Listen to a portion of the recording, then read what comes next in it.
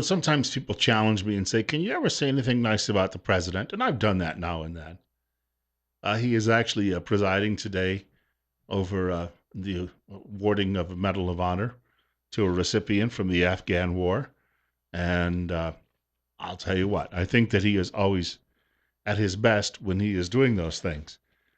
It's when he is trying to turn the country into a socialist republic that I get upset with him. But at moments like this, he does the job well. 924, Bill Colley with you on Top Story on News Radio 1310 KLIX and newsradio1310.com. It's 40. Look, later in the week, we're going to have some days where we reach 60. We may actually exceed that. That's the good news, right? For a lot of people out there who'd like to be out doing a few more things in the sunshine. I also want to tell you, if you're outside, you got to be aware of your surroundings, and you have to have good senses, and that includes your hearing. Did you know that February is Heart Month? We'll wrap that up tomorrow, obviously, but, today. But here's a tip that you may not have thought of when it comes to your healthy heart. Dr. Christine Pickup of Mount Harrison Audiology is reminding you to have your hearing checked. Include a hearing check as part of your routine physical. Now, studies show that a healthy cardiovascular system, including heart, arteries, and veins, have a positive effect on your hearing. Call Dr. Christine Pickup today at Mount Harrison Audiology in Rupert. Telephone number 312-0957, or you can log on to mountharrisonaudiology.com. I did not watch the Sunday shows yesterday. That's a polite way to say the public affairs programs that all of the major news networks and the cable news outfits run. These have become, though, very prolific in the sense that, they proliferated, that they seem to be, everybody has one in television anymore. Even Sinclair Broadcasting is now syndicating one. Yeah, Cheryl Atkinson is hosting it, and it's being syndicated. It's not on a network. They just sell it to other stations around the country or air it on their own stations. This is called Trump Day. What I did is I collected a bunch of sound clips from yesterday about Donald Trump's day, which was very busy. He was up early doing all of these interviews. Now, the man is 70 years old. He seems to be quite spry in that sense. He generally flies home every night after a campaign appearance and sleeps in his own bed in New York. Well, he can afford to do that. He's not out in some motel out on, I-80 somewhere, sleeping until the next day's events. He got an endorsement, we talked with Randy Staples in the last half hour. I almost had a really big endorsement. I'll tell you why I say that versus what we talked about with Randy. A lot of these endorsements don't seem to have any impact. Nikki Haley in South Carolina endorsed Marco Rubio. Didn't do him any good. And she's a popular governor. Governor Otter has endorsed John Kasich in next week's primary here in Idaho. Jeff Sessions, on the other hand, and I have a friend living in Mobile, Alabama, and she tells me Sessions is a very, very popular man in that state. And in the U.S. Senate, he has been really the voice for regular Americans, working class people who have issues with illegal immigration in this country. And he has long been beside Trump's campaign as an advisor unofficially. And yesterday during a rally in Alabama, attended by thousands, this little town where it took place was overwhelmed. Sessions offered this endorsement. I am pleased to endorse Donald Trump for the presidency of the United States. I believe that we're on the lead. Our movement is afoot that must not fade away. And so there you have it, Senator from Alabama, Jeff Sessions, and that may well be what puts Trump over the top in Alabama tomorrow. Meanwhile, Trump was on CNN where he was speaking to Inquisitor Jake Tapper.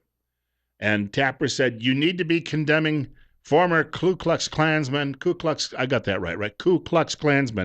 David Duke. Duke on a radio program last week endorsed Trump, saying that for the preservation of your race, you need to vote for him, meaning the white race, if you didn't understand that otherwise. Take a listen to this exchange. I want to ask you about the Anti-Defamation League, which this week called on you to publicly condemn unequivocally the racism of former KKK Grand Wizard David Duke, who recently said that voting against you at this point would be treason to your heritage. Will you unequivocally condemn David Duke and say that you don't want his vote or that of other white supremacists in this election? Well, just so you understand, I don't know anything about David Duke, okay? I don't know anything about what you're even talking about with white supremacy or white supremacists. So I don't know. I mean, I don't know, did he endorse me or what's going on? Because, you know, I know nothing about David Duke. I know nothing about white supremacists. And so you're asking me a question that I'm supposed to be talking about people that I know nothing about. But I guess the question from the Anti-Defamation League is, even if you don't know about their endorsement, there are these groups and individuals endorsing you. Would you just say unequivocally you condemn them and you don't want their support? Well, I have to look at the group. I mean, I don't know what group you're talking about. You wouldn't want me to condemn a group that I know nothing about. I have to look. If you would send me a list of the groups, I will do research on them. And certainly I would disavow if I thought there was something wrong. But you Ku may Klux have groups Klan? in there that are totally fine, and it would be very unfair. So give me a list of the groups, and I'll let you know. Okay. I mean, I'm just talking about David Duke and the Ku Klux Klan here, but. I don't know. Honestly, I don't know David Duke. I don't believe I've ever met him. I'm pretty sure I didn't meet him, and I just don't know anything about him. Well, now, in 16 years ago, in 2000, Trump backed away from the Reform Party nomination for president because Duke was a member and mentioned him by name. Also, though, on Friday, Trump actually denounced David Duke at a rally when he was being endorsed by Chris Christie. So the media seems to have missed that one. But I've got more on this topic coming up in just a moment because I'd like to compare it to what happens when it comes to black supremacists. That's on the way. Breitbart has this headline from Louis Farrakhan. He says, "Don't fall for Satan, Hillary Clinton's crap." He has called Hillary Clinton Satan. Now, will Barack Obama then be called upon as a fellow traveler to denounce his fellow African-American Louis Farrakhan because Farrakhan called the Democrat frontrunner Hillary Clinton Satan and said she was full of, well, you know, I'm not hearing that out of the media. Meanwhile, David Duke, who apparently endorsed, what's Donald Trump supposed to do? He didn't ask David Duke for an endorsement. So what's the point? What is Trump supposed to do? Call up Duke and say, don't ever vote for me, and don't tell people to vote for me. Do you understand? So Trump's going to forfeit, I don't know, 10, 20,000 votes for that reason because media says the guy is a racist. Duke, by the way, left the KKK way back, I believe, in the late 1970s and early 1980s, and they don't even like him anymore. And then he went straight, and he was a state representative in Louisiana for many, many years. How about when black people, such as Allen West, over the last 7 or 8 years, were opposed to President Obama? Do you know the names that they were called by people like Louis Farrakhan and Al Sharpton and Jesse Jackson? Allen West is called an Uncle Tom. All he did was serve his country with honor for 22 years in the U.S. Army and rose to the rank of lieutenant colonel, and he saved men's lives who were fighting for him. But he's called an Uncle Tom. So when the black supremacists, and they're screaming, you know, Black Lives Matter more than anybody else's, and let's kill pigs in a blanket, that's okay. But some guy on the fringe down in Louisiana goes on a radio show and endorses Donald Trump, and Donald Trump is, that's supposed to mean Donald Trump's a racist because somebody else endorsed him? You see what the media is slowly trying to do here? I've got more on this topic coming up in just a moment. But what they're trying to do, they realize Trump could eventually be president. They're trying to create a narrative now. They're constructing it very quickly. I've got more to tell you about here in a moment as to why I think this is happening. This is a pattern. And Jake Tapper at CNN is just one little stitch in all of that. You're up next. You're on the air with Bill Colley on Top Story at 9:36. I don't know, but there was a gathering of Ku Klux Klan members yelling out "White Lives Matter." Not that I agree or disagree with them, but it's just the place they did it in Orange County where all the minorities live. That I mean, is it their right to do that? Did they break the law? No, but it's like as you said last time, if you go into the lion's den, that's just gonna happen. So. Well, they did break some laws while they were at it. I will add that. Although so did some of the counter demonstrators. Several people got stabbed and hurt. Police told people don't confront them, and people still had to go out there and confront them. The fact of the matter is, you could walk down the street and scream Black Lives Matter, or you can scream white power. That's part of the First Amendment to the Constitution. Once again, it is there. It is not designed to promote good speech. It is there to protect all speech. 937. Bill Colley with you on Top Story on News Radio 1310, KLIX and News Radio 1310.com. Here's a couple of other things to share with you about all of this. Chuck Todd at MSDNC speaking with the Donald yesterday. Once again, the Donald is being told, well, you've got to denounce certain people, and you're not doing it the way I want you to. The very macho man, Chuck Todd, we should point out. Right now on Twitter, there is a trending retweet of yours. You retweeted somebody from Il Duce 2016. It was a Mussolini quote, but you didn't know it was Mussolini when you retweeted. It said, "It is better to live one day as a lion than 100 years as a sheep." That's a famous Mussolini quote. You retweeted it. Do you like the quote? Did you know it was Mussolini? It's okay to know it's Mussolini. Look, Mussolini was Mussolini. It's okay to. It's a very good quote. It's a very interesting quote, and I know it. I saw it. I saw what, and I know who said it, but what difference does it make whether it's Mussolini or somebody else? It's certainly a very interesting quote. Well, that's probably why I have is a between Facebook and Twitter 14 million people, and other people don't. Do you want to be associated? It's a very interesting quote, and people can talk about it. Do you want to be associated with a fascist? No, I want to be associated with interesting quotes. And people, I have almost 14 million people between Instagram and Facebook and Twitter and all of that. Right. And we do interesting things. And I sent it out. And certainly, hey, it got your attention, didn't it? Well, and it is trending on Twitter right now. Mr. Trump, I have to leave it there. First of all, can we define what a fascist is? I don't know that there's a particular college you go to and you get awarded a degree in fascism. Most colleges reward degrees in Marxist-Leninism. That's true, but I don't know about any. Define fascist. The other part of this is the quote that Trump retweeted or that he sent back out is essentially, well, it's been paraphrased by rock stars over the years. Rock stars who come out and say things like, live fast, die young, and leave a good-looking corpse, which people like Chuck Todd and his fellow travelers in media, they swoon over rock stars, and they think that that's cool. Live fast, die young, and leave a good-looking corpse. In other words, do the drugs that your favorite rock star does, and be a tragic end for your family. The point of the matter is, the quote itself is innocuous, isn't it? It's just saying live for today. And if live great instead of just living mediocre for years to come. But once again, Mr. Trump must be a racist, and he must be supported by racists.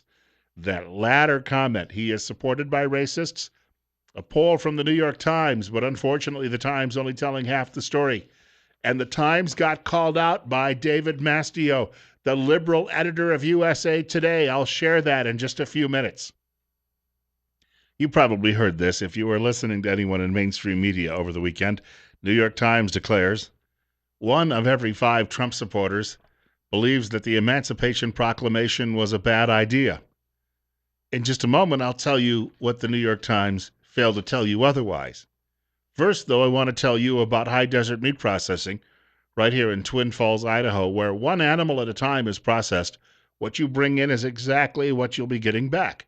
Darren Van Horn, the owner of High Desert Meat Processing, he's been doing this for over 30 years.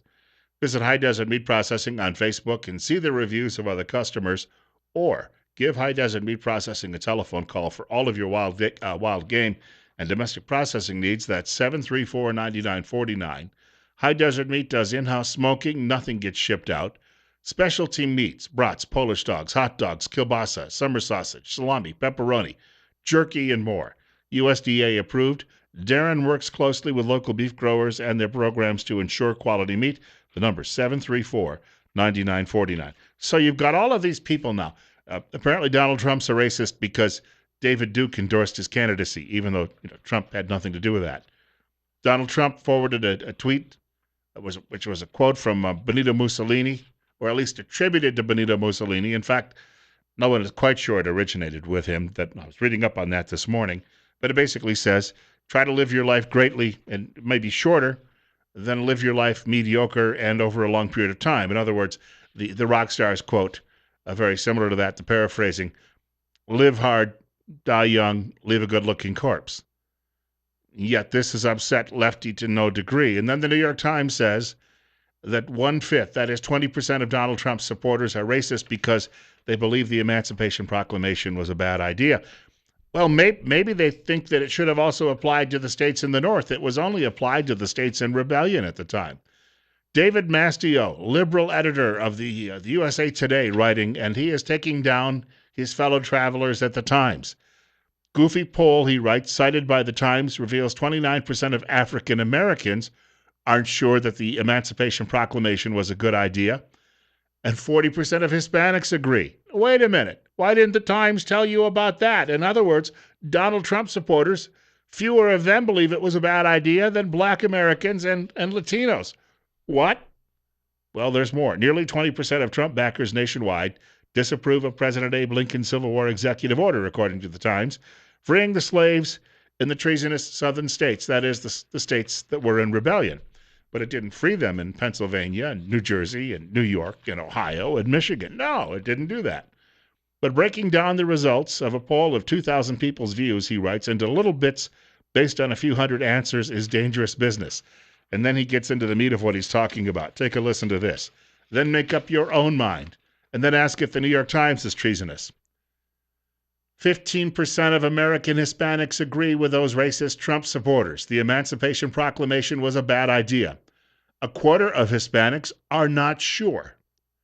32% of American blacks back President Franklin Roosevelt's decision to round up Japanese Americans and put them in camps during World War II. That is almost exactly the same percentage as among Trump voters. More than 30% of those under 30 are not sure that President Harry Truman's 1948 executive order desegregating the U.S. military was a good idea. 15% are sure it wasn't. Incidentally, those who were around back then, the 65 and up crowd, are significantly more likely, he says, to applaud Truman's desegregation order than kids today. 43% of likely Democratic primary voters, a very liberal slice of America, approve of President George W. Bush's pro-torture executive order after 9/11. So these numbers are all bigger than the number the Times quoted about Donald Trump. And these are all involving, well, black people and brown people and young people and, So, he writes, are America's Hispanics nearly as racist as Trump supporters? Do a third of African Americans have it in for their Asian countrymen? Are kids raised in the 1980s and later more resistant to the desegregation than Americans born when Jim Crow was a thing? Do liberals love waterboarding? 71% of American blacks approve of the Emancipation Proclamation, 5% definitely disapprove of Lincoln's action, and 24% just aren't sure. So he says maybe the 29% of African Americans is waiting to see how the whole experiment with a slavery-free America turns out. After all, it has only been a century and a half. Still early days. Or maybe, just maybe, he writes, when you dig down into the tiny details of a poorly designed online poll, the facts you find tell you exactly bupkis. That can be enough if you are trying to prove a partisan political point, less so if you are trying to understand Donald Trump's followers. David Mastio, editor, USA Today. We have a telephone caller with us. It's 9:49. Bill Colley with you on Top Story this morning on News Radio 1310 KLIX and newsradio1310.com. The telephone number 736-0300, and you're on the air. Good morning, Bill.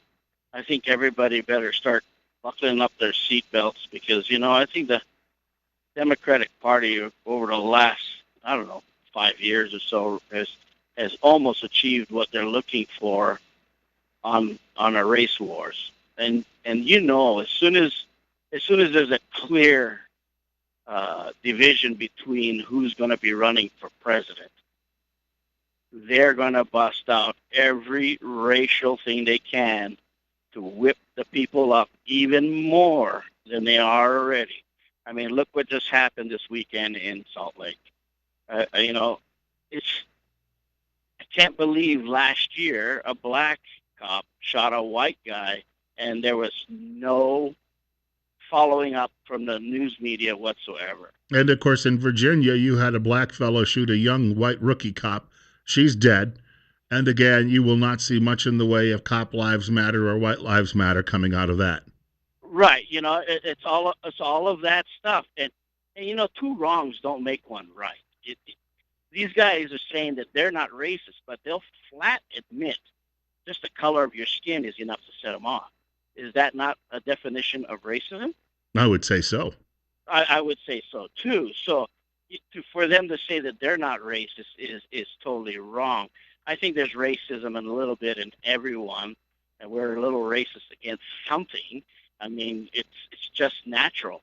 But to whip yourself up into a point that you're willing to destroy your neighborhood and other people and just start beating on people because of their color of the skin, that's when it's gone too far. It's just not right. But you know that the Democratic Party is going to use this to their favor to persuade people of ethnicity to join them Well, instead of the other side.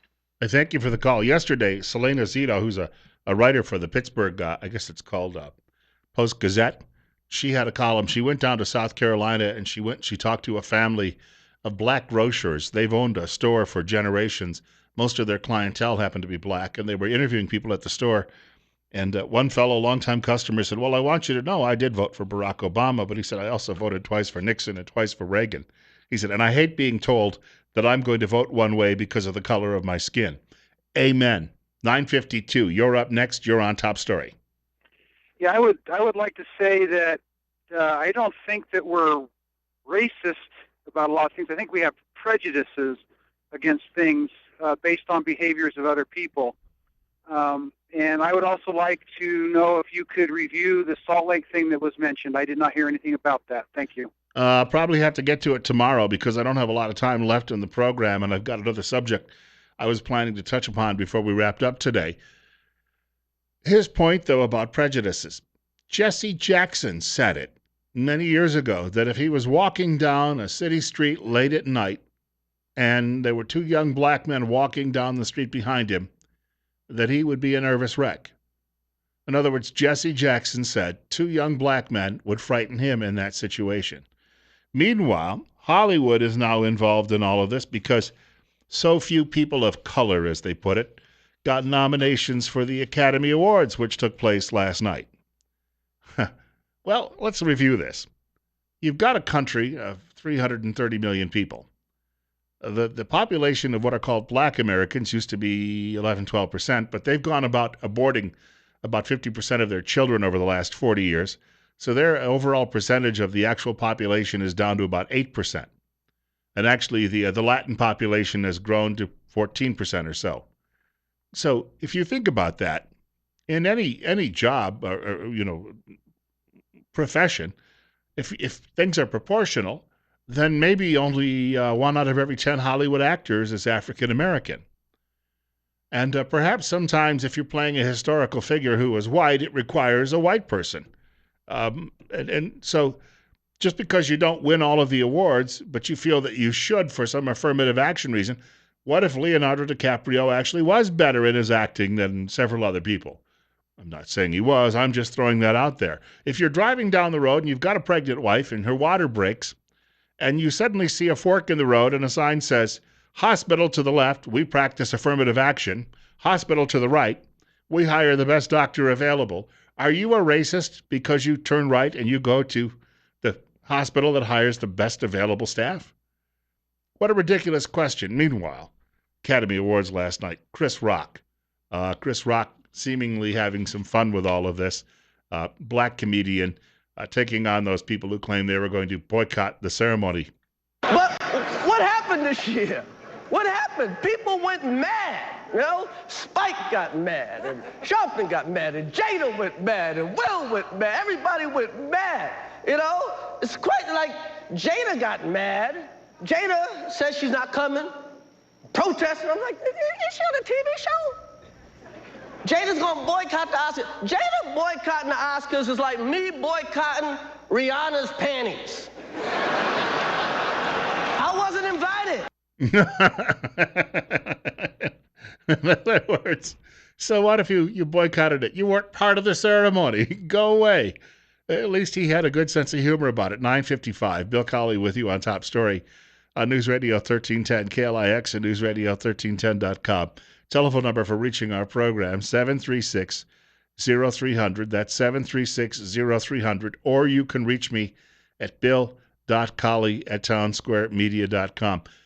I can only imagine that somewhere there is collusion among mainstream media and the Democrat Party to try to whip up this racial animosity, especially now that Trump is running away with the Republican nomination. I think that there is obviously some sort of cross-tabling going on there in order to make that argument. And we are going to have to nip that in the bud. Otherwise, we are going to have to be dealing with President Clinton all over again. 9:56. Bill Colley with you on Top Story on News Radio 1310 KLIX. You're up next. You're on the air. Yes, I don't know. A lot of people already know this, but, Senator Robert Byrd was some sort of an authority figure in the Ku Klux Klan. I think he was Grand Kleagle, right? Well, I don't know that for a fact, but I thought maybe you might clarify that for us. But you see how convenient we are with facts when we want them. And, it's just the hypocrisy. But what's new? And I'll hang up. See you. Harry Truman attended Klan meetings when he was a young man. We just mentioned, though, a few minutes ago that he desegregated the U.S. military because he thought it was the right thing to do. So what Harry Truman may have believed in, 1915 or 1925, wasn't what Harry Truman believed in 1947.